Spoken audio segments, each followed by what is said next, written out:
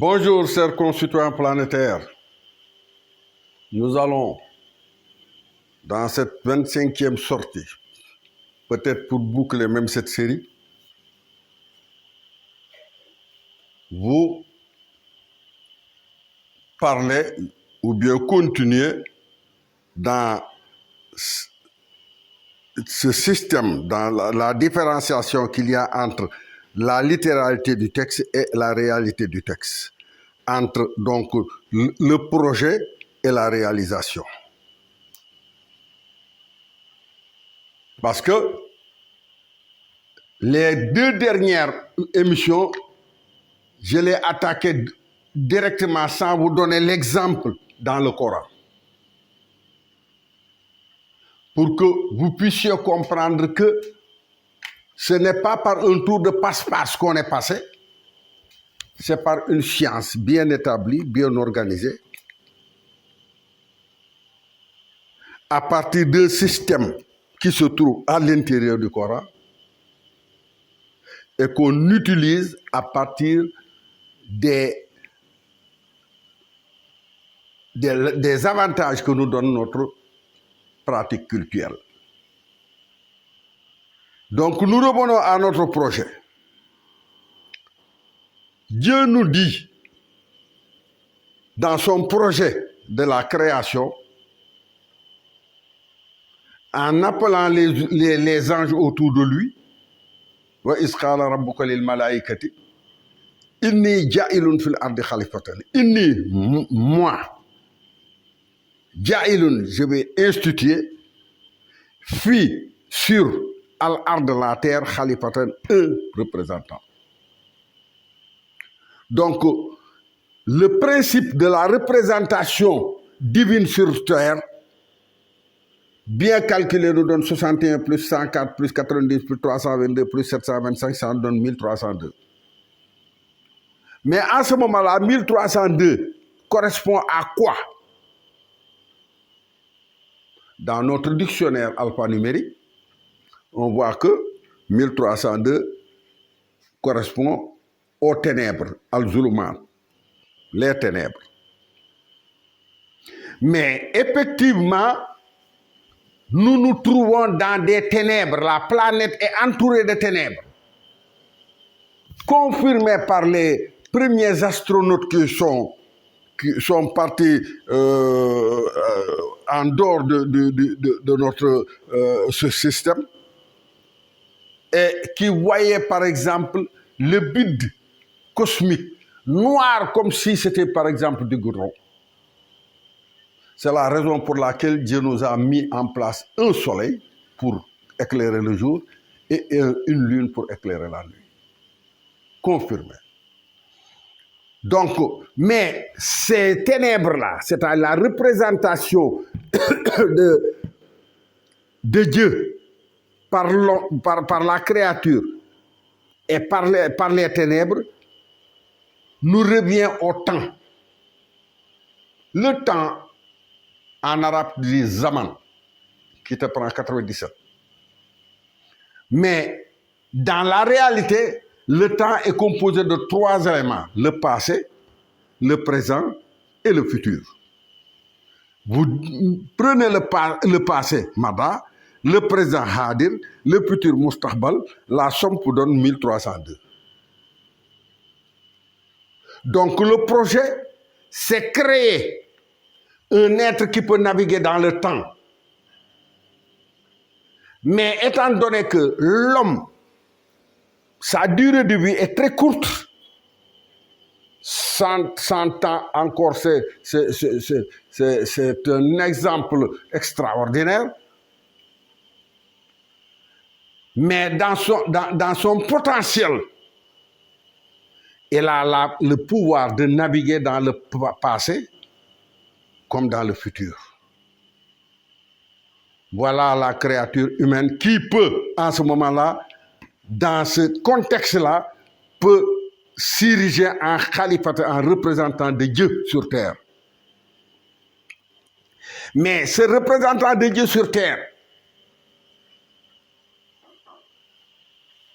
le Coran nous le décrit. Parce que quand il a pris le dépôt, il a dit Inna aradna al samawati wal ardi wal jibal. J'ai proposé le dépôt aux cieux, à la terre, aux montagnes. Ils ont fui, ils ont refusé. Et l'homme l'a porté. Quel ignorant. Mais l'homme qui l'a porté,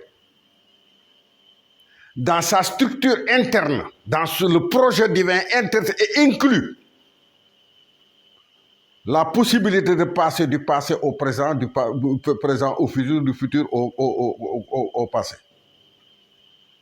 C'est la raison pour laquelle il y a un proverbe qui te dit le chemin le plus rapide pour aller dans le passé, dans le futur, c'est de passer par le passé. Voilà le projet divin. Maintenant, la réalisation. Parce que dans ce projet et la réalisation, ce projet-là, c'est quelque chose d'abstrait. Khalifa, c'est une réalisation, c'est un état. Tandis que Bachar, c'est un être. Donc, il y a l'abstrait et le concret. Que l'on retrouve à la sourate 55 de Rahman,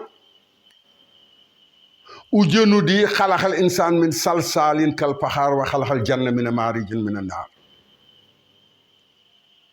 Il a créé l'homme à partir de la boue sèche comme dans la poterie, mais il a créé l'esprit à partir d'un feu sans fumée.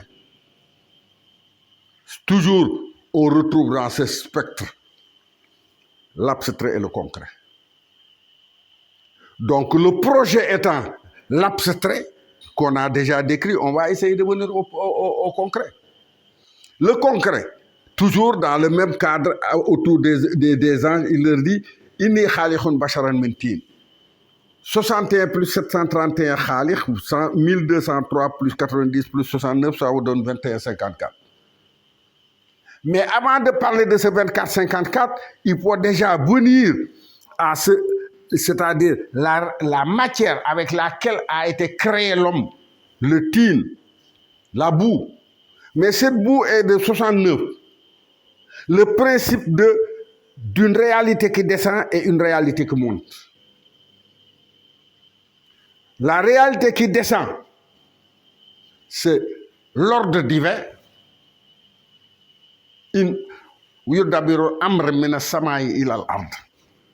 Qui descend.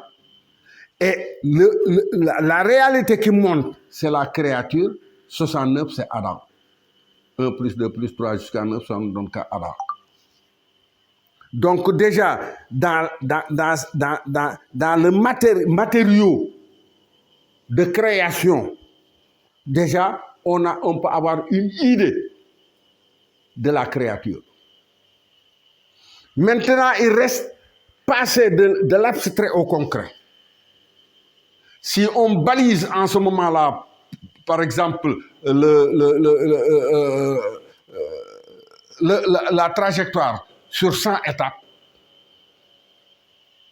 arrivé à 86, on quitte l'abstrait invisible, l'abstrait complet, pour entrer dans l'abstrait visible, c'est-à-dire la couleur. Et Dieu a fait dans 7 couleurs dans la création. Les 7 couleurs se retrouvent par 3 couleurs de base, le rouge, le jaune et le bleu, qui, si on peut le comparer au passé, présent, futur, et qui donne une somme de 898 qui apaise le préservateur. Donc c'est à partir de ces 3 couleurs qu'il a préservé toute la dynamique de création. Tout vient de ces 3-là. Et ces 3-là, ensemble, forment en ce moment-là l'atmosphère blanche où on ne voit rien du tout. Abiyam. Qui nous donne en ce moment-là 1101, le préservateur blanc, c'est-à-dire notre atmosphère. Mais de ces trois-là, on a sorti les couleurs maintenant de complémentarité. C'est-à-dire, en mélangeant le rouge au jaune, on obtient l'orange. En mélangeant le jaune au bleu, on obtient le vert. Et en mélangeant le rouge au bleu, on obtient le violet.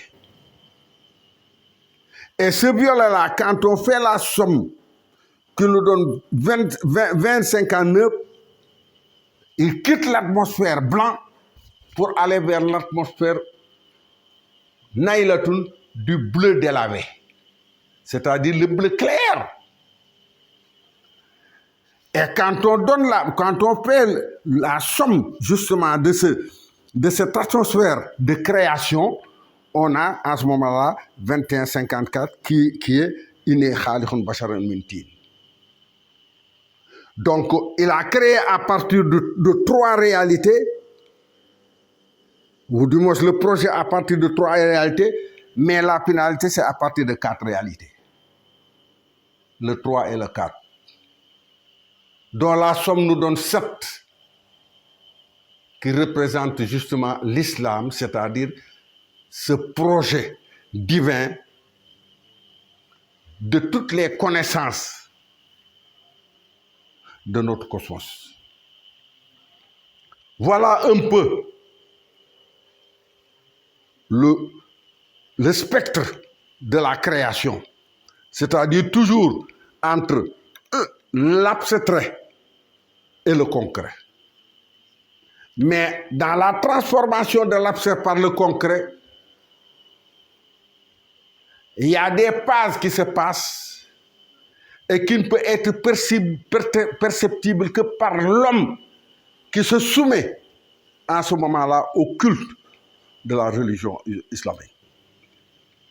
À partir de ce moment-là, vous quittez la déduction pour aller dans l'intuition. Et toutes les réalités internes qui sont jumelées à l'intérieur de ta propre personne, en ce moment-là, s'épanouissent. Et tu deviens en ce moment-là un savant de l'abstrait. Tu connais ce qui n'est pas perceptible par l'homme ordinaire, tu vois ce qui n'est pas visible pour l'homme ordinaire et tu entends ce qui n'est pas audible pour l'homme ordinaire. Et c'est ça le projet divin. C'est ça qu'il nous propose. Mais entre la religion telle que c'est, dans sa première étape, et la civilisation que nous propose l'Occident, les gens abandonnent la religion pour aller suivre l'Occident, par exemple dans la déduction. À partir de ce moment-là, on s'achemine vers un cul-de-sac.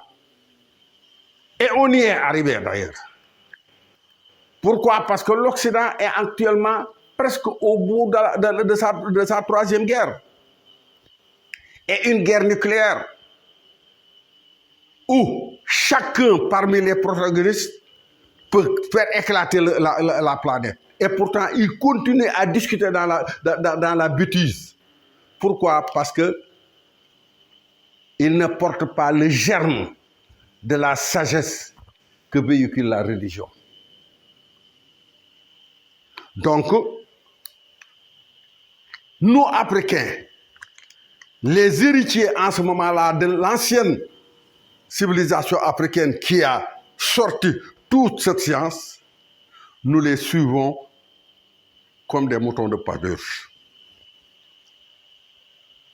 Et pourtant, il y a un boulevard entre le blanc et le noir. Ça ne se rassemble pas. C'est deux extrêmes. C'est les deux pôles d'un aimant. Ils ne peuvent pas se toucher parce que leurs actions sont divergentes. Et pourtant, nos dirigeants veulent nous pousser à aller vers le sens contraire. Pourtant, depuis pratiquement une vingtaine d'années, Je suis en train de vous dire que le changement de paradigme est en train de se passer. On quitte l'éclairage de la lune pour aller vers l'éclairage du soleil.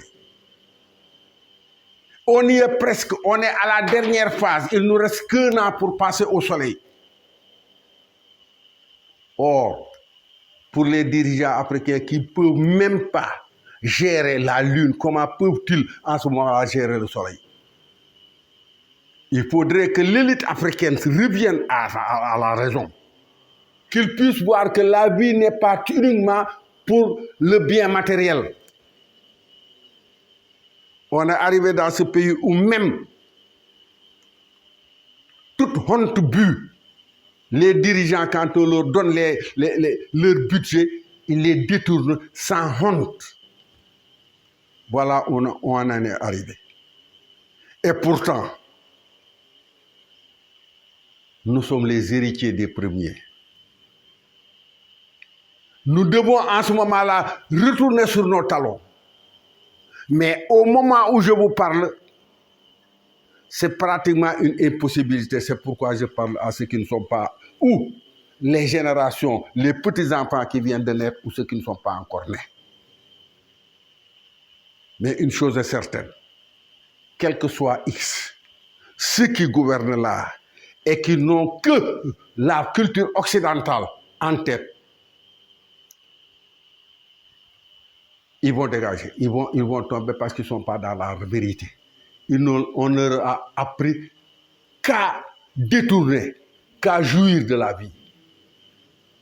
De toute façon, dans l'avenir, tout ce qui ne peut pas marcher avec deux pieds, un unijambiste ne peut pas gouverner ce pays.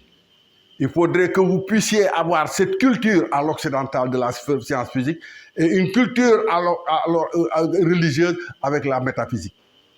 C'est à partir de ce moment-là que vous pourrez avoir des dirigeants dignes de ce nom. Mais pour le moment, les jeunes qui vivent, qui subissent la tyrannie des colons et les suppôts de Satan qui s'accrochent aux colons, j'ai pitié de vous. J'espère que Dieu pourra retourner le plus rapidement possible la situation afin que l'Africain puisse revenir à la raison et reprendre le flambeau de ses ancêtres pour pouvoir éclairer le monde. À la prochaine.